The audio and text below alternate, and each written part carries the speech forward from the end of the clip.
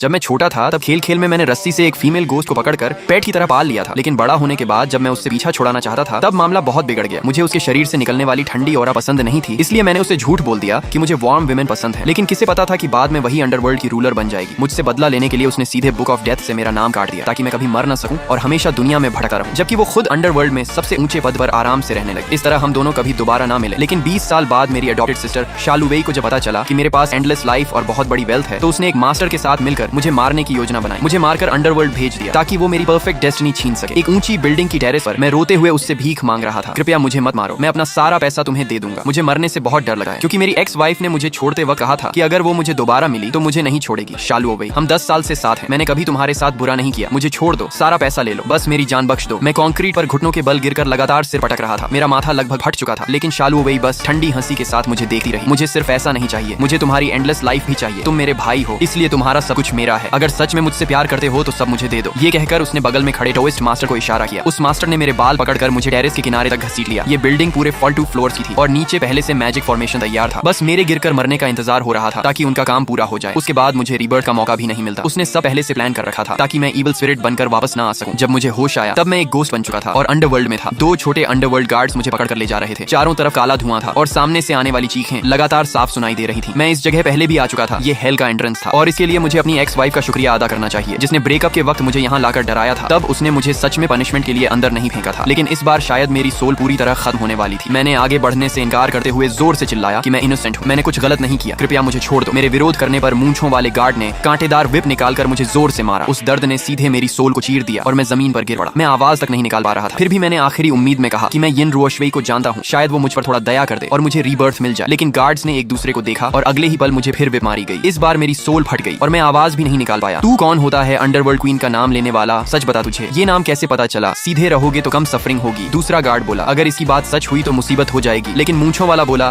कि टाओइस्ट मास्टर ने कहा है कि इसका नाम बुक ऑफ डेथ में है ही नहीं। ये कोई क्रिकेट पाथ वाला आदमी है जिसे कुछ ट्रिक्स आती हैं, इसलिए क्वीन का नाम जानता है। डरपोक मत बनो, ऊपर वालों को पता भी नहीं चलेगा। हमें पैसा मिला है तो काम पूरा करो, जल्दी करो वरना प्रॉब्लम हो जाएगी। तब मुझे समझ आया कि ये गार्ड्स उसी ओल्ड टाओइस्ट के साथ मिले हुए हैं जिसने शालुवेई की मदद की थी। इतने में जब मैंने हेल के विशाल गेट को देखा तो मेरी सोल डर से कांपने लगी।